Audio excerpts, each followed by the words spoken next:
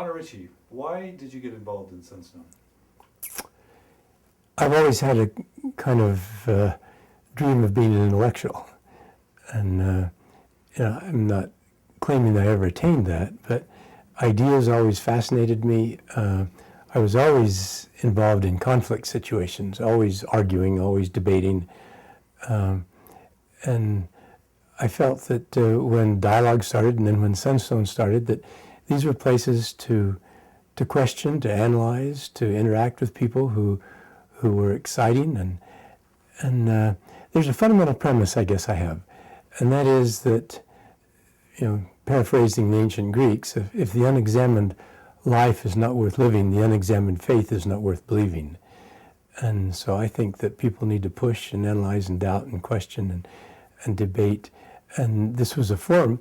Dialogue had it in writing, in the text, but Sunstone was a place where people could sit and talk and form a community and really debate. And so from the very beginning, I was involved and excited about what was going on. And as you understand it, what was Sunstone aspiring to be, or over the years, what do you feel like it's inspired to be or do for the community and for Mormonism more generally? Sunstone isn't for everybody. There are a lot of people who believe with a kind of simple fervor, and they don't want to question, they don't want to doubt. But for me, Sunstone is for people who do think deeply and creatively, and who have questions and who have concerns, and want to find other people who share those and talk about it. It's a mechanism to explore and to analyze and to share feelings about the gospel, about life, about social issues that relate to Mormon culture, and give people a vehicle for that kind of demanding inquiry that probably doesn't fit usually in a Sunday school or in a priesthood class or relief society or sacrament meeting. And so it's a place to really, really explore, not to proselyte so much, not to indoctrinate. I don't like zealots on either the true believer side or the critic side, but a place to explore with dignity and with honor and with compassion and with patience and with tolerance, and an open place to really look at what's important. Can you think of a scenario where a place like Sunstone could actually be a strengthener of faith? Oh yeah, absolutely. Talk about that for a bit. If I were not so humble, I would share with you all the emails and letters and so forth I've received of people who said that reading one of my articles or listening to me or being acquainted with me or being in my class was the thing that gave them the ability to move on, to put things in a perspective where they could explore without fear, where they could be faithful without the rigidity that they felt so many people expected or demanded of them. I get those letters all the time. So Sunstone can actually, a forum like Sunstone for some people can actually help keep them in the church. Yeah, absolutely. Yeah. And I think that's a very critical role. Again, it doesn't do it for everybody. But no single program or system or class or text will reach everybody. And so it's for a certain set of people who are my friends and who I like dearly and who I care about, and I want to reach out to them. So there were a few years in Sunstone's history where things started to get really strong and maybe polarized. At some point the Brethren started speaking out against alternative voices and symposia, and maybe some of the people who felt least listened to but had the most to say started maybe even being a little bit antagonistic or critical. And that's left a reputation or an image in some ways on Sunstone that bears fruit. Do you have any thoughts on, in spite of that or because of it, why we should still carry on? Yeah, you're right. There was that period, and many people still feel that either a whining kind of tone or an antagonistic tone. And when I was chairing the board of Sunstone years ago, I wrote a piece on that I thought we shouldn't accept either as the defining character of Sunstone. Far too much whining, and far too much antagonism. We ought to be honest inquiry. And when the alternative voice thing came out, I wrote something on that. I said that I didn't see it as an alternative voice. I saw it as an honest voice. We weren't trying to recruit people to a point of view. We didn't have a point of view. Sunstone is not a content phenomenon. It's a process phenomenon. It's a place, it's a forum, it's a place to talk and share. It's not a place to articulate a particular value or point of view that everybody should adopt. It's an open forum, and open forums are always dangerous. Education is dangerous. There's nothing quite so scary as truth, as a new idea, and that's what happens here. And so, I think that it's too bad, but it's part of an evolving process that takes place when you have an open forum and somebody uses it to push their own particular point of view that may be vicious or hostile, and then somebody generalizes from that, and that's unfortunate. It's really too bad. Another fundamental premise of mine is that you can never make organizations safe for people. You can only make people safe for organizations. That's a paraphrase from Clark Kerr, who was president of the University of California when I was a student there. And he said you can never make universities or ideas safe for students. You have to make students safe for ideas. And that's the case here. There's going to be controversy. There's going to be wild ideas. That's the nature of the human mind, and that's exciting. That's fun. That ought to be an invitation rather than a barrier to exploring and developing faith. And so I say, again, the unexplored life is not worth living, and the unexplored faith is not worth believing. And this is a place to explore. And if somebody gets offended, that's unfortunate, but it will happen. That's the nature of the institution, the same as the nature of the university. There's going to be troublesome things said and done, and we have to learn to rise above it, to transcend it rather than to be victimized by it.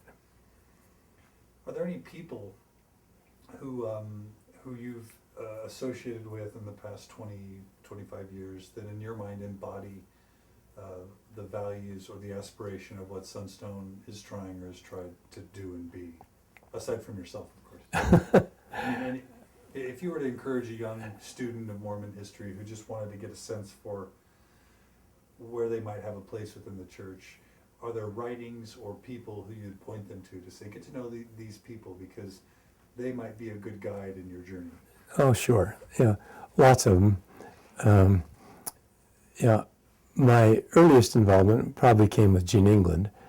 Gene and I have been friends for a long, long time, and Gene had some very thoughtful, very sensitive, very, very moving ways of looking at love, at service, at peacemaking, and the peacemaking thing was probably the more powerful one in the relationship that Gene and I had.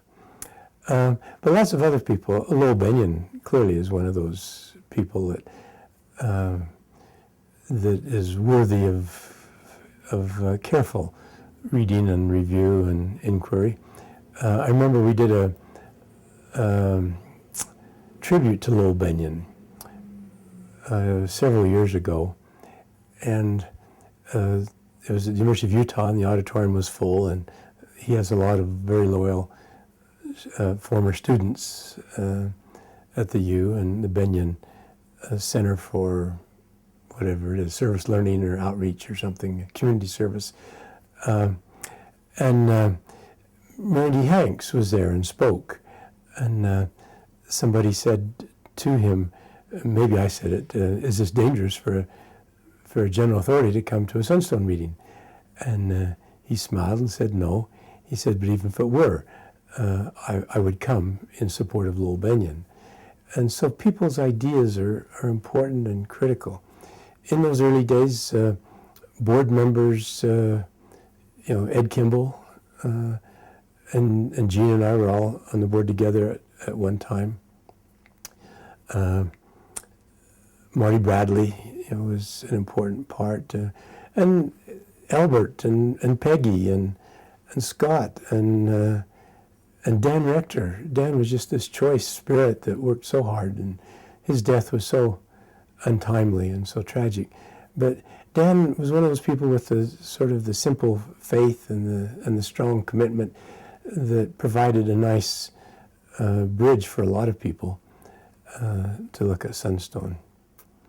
And then there are those who speak frequently that I don't necessarily agree with, but they're fun. They're thoughtful and they're creative.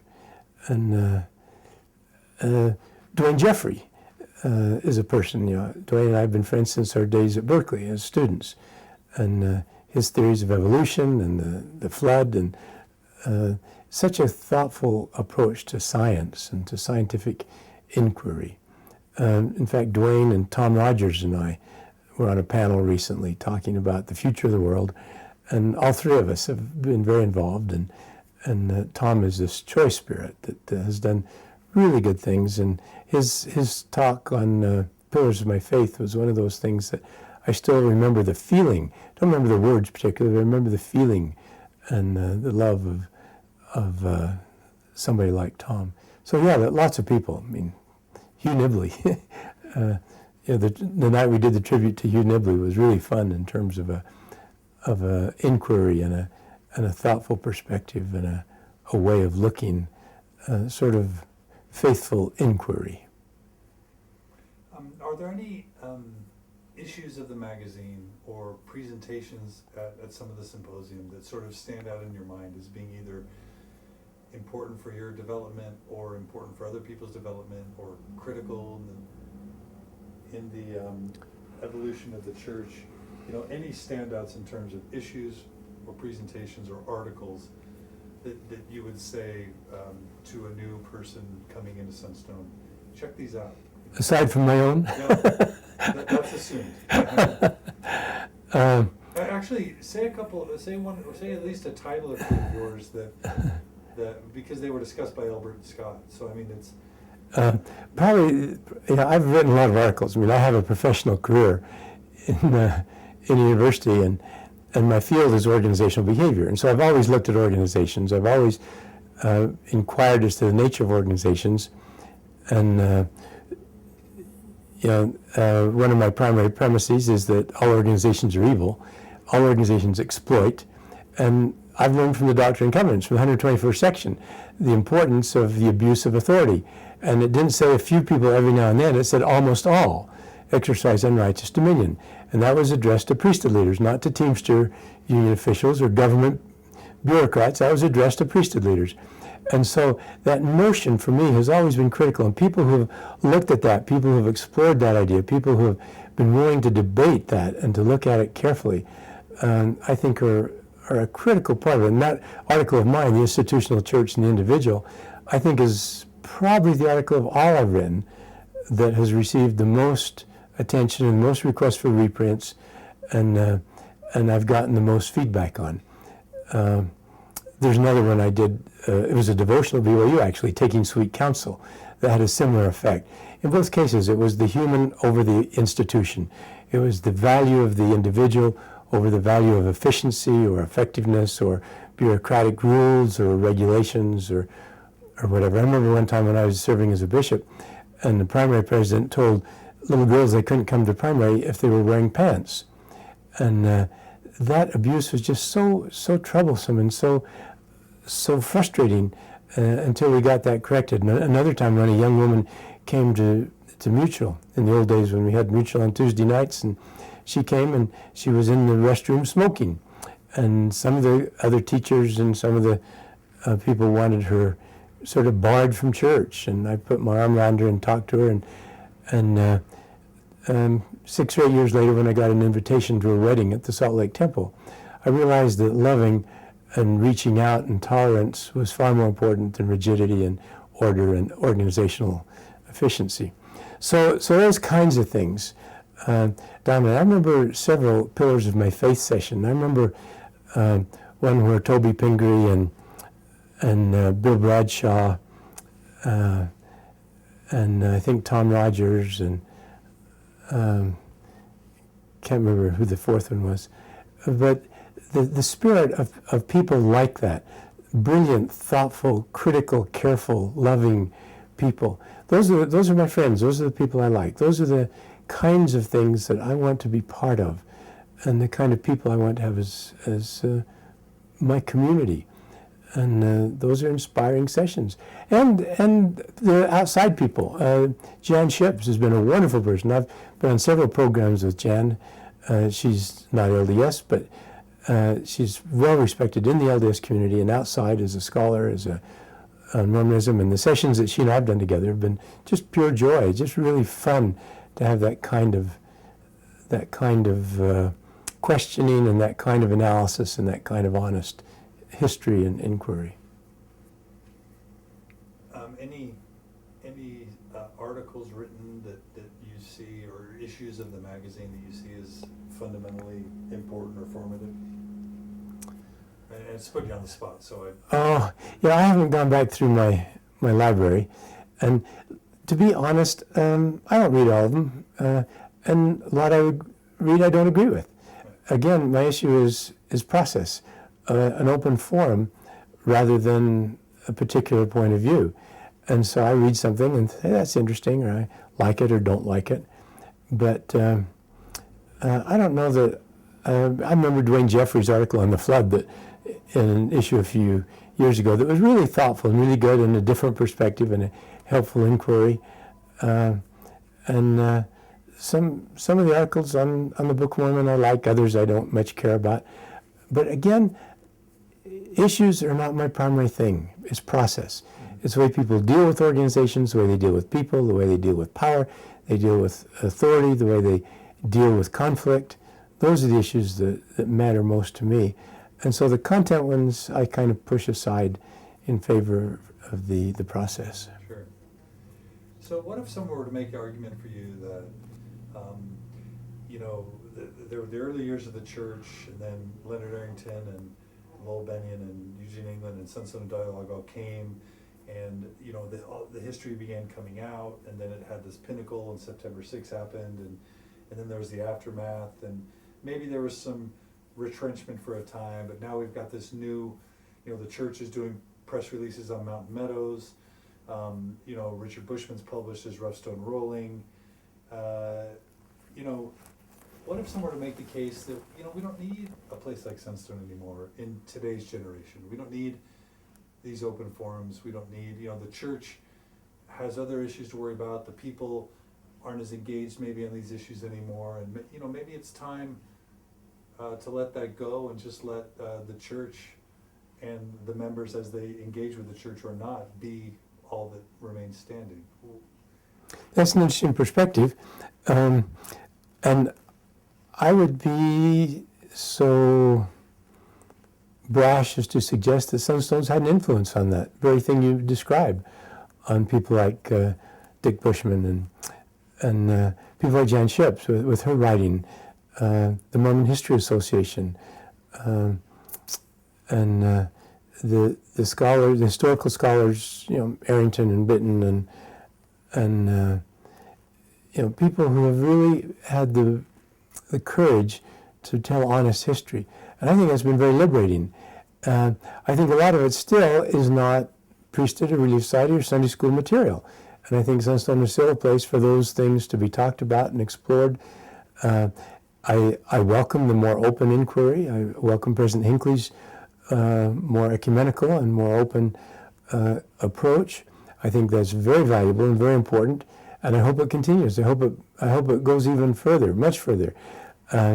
And I do not share the position that if history is not faith promoting, that you shouldn't tell it. I think you should tell all history.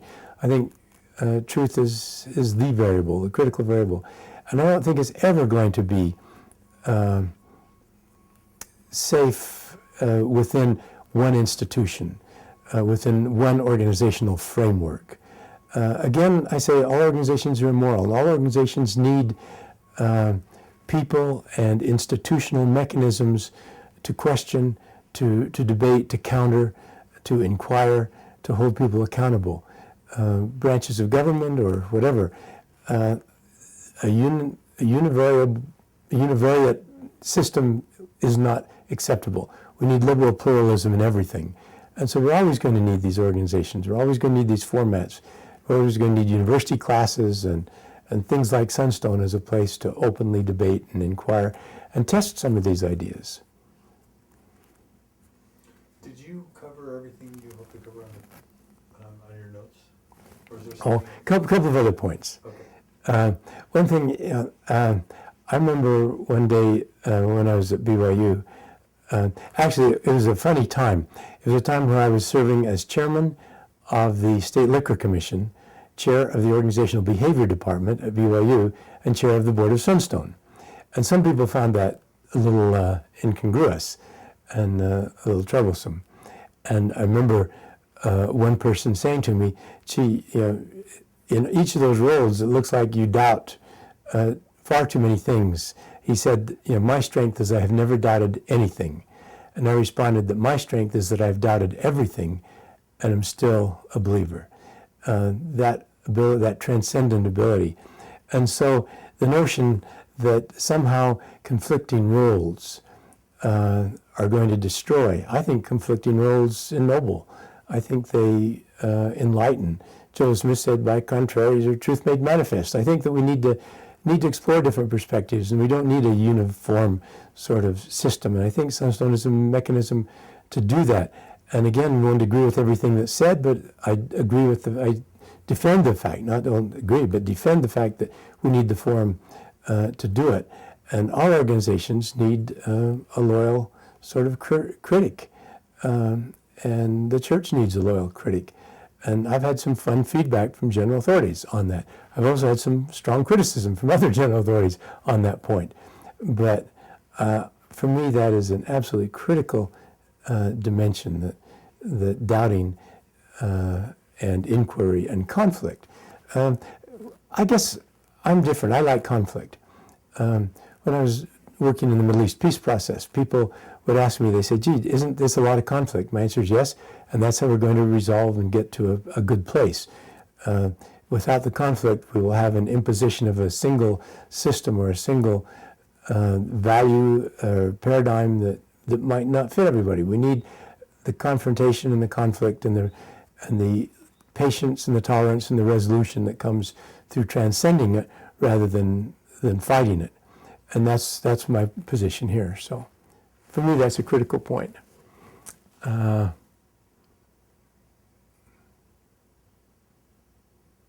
hold back anything you have to. No, that's enough for now. That's Okay. So if you were,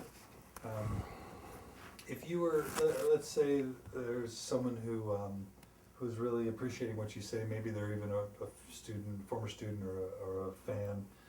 If you were to sort of provide some encouragement for support of Sunstone, what would your plea be? Or is what you already said sort of, would that represent your plea? Or how could you end in terms of saying this might, Yeah, what I've said is a plea, but attempting to pull it together to frame it. People who think are not going to agree on things. And where do we share that disagreement? Where do we share that perspective? And I think Sunstone is the place.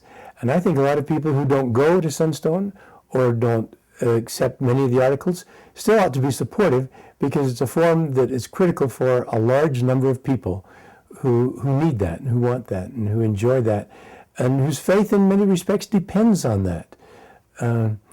And so in that sense, Ardeen Watts, well-known music conductor and brilliant artist, he said that without Sunstone, it just wasn't feasible for him to maintain his involvement. And but he didn't believe everything or didn't accept everything, but he accepted the notion that this was a group of people committed to inquiry. And I think we ought to support that. I support a lot of organizations that I don't agree with, because I think they represent a perspective that's important and a framework that is critical in a larger democratic society or in a church society, in a political and an academic world. Many of the academic organizations I'm part of, I don't agree with a lot of their positions. A lot of the people who are on the board, I would strongly disagree with. But I defend the existence and solicit support for a process, not for a point of view. And so, yeah, I feel strongly about that. Beautiful. That was